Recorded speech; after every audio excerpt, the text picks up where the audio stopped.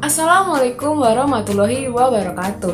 Selamat siang semuanya. Perkenalkan, nama saya Geiska Medika dari kelas Sosiologi Komunikasi B.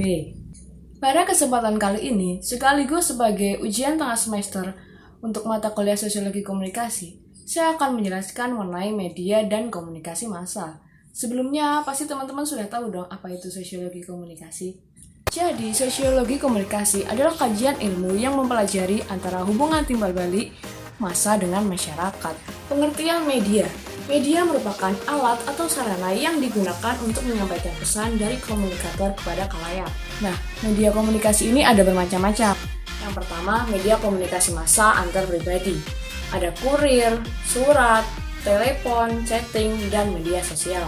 Kedua, ada media kelompok atau publik. Di sini biasanya audiensnya lebih banyak seperti seminar, konferensi, musyawarah, dan telekonferensi. Ada juga media komunikasi massa. Media massa merupakan media komunikasi dan informasi yang melakukan penyebaran informasi secara massa, serta dapat diakses oleh masyarakat luas.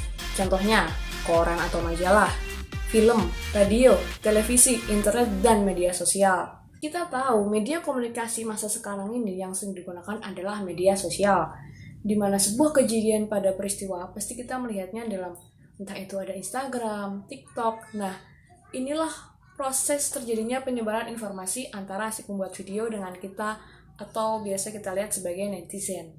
Berbicara mengenai media massa, kita juga harus tahu dong media massa itu kayak apa, karakteristiknya kayak apa gitu kan.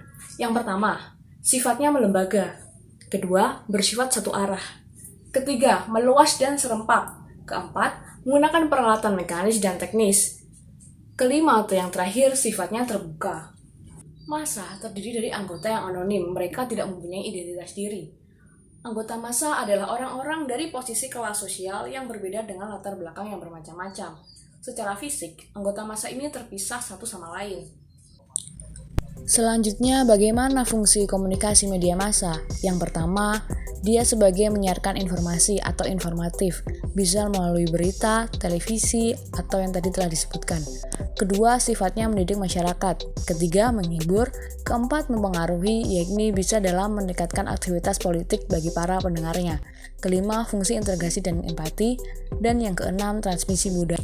Pengaruh komunikasi massa juga ada bermacam-macam. 1. Teori perbedaan individu.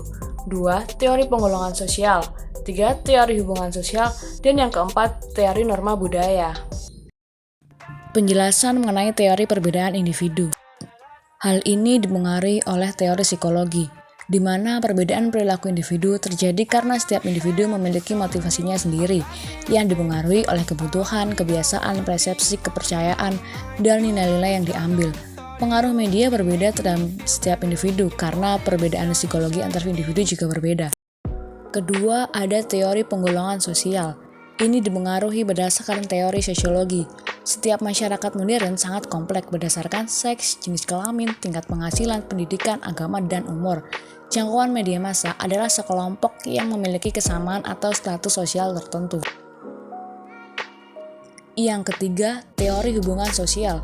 Dalam menerima pesan-pesan komunikasi yang disampaikan oleh media, orang lebih banyak memperoleh pesan melalui kontak dengan orang lain daripada menerima dari media massa. Terakhir, teori norma-norma budaya. Cara media mempengaruhi media sebagai suatu budaya, yakni yang pertama, pesan-pesan komunikasi massa dapat memperkokoh pola budaya yang berlaku. 2. Media menciptakan budaya baru yang tidak bertentangan dengan pola budaya yang ada. Ketiga, media massa mengubah pola budaya yang berbeda dengan pola yang ada.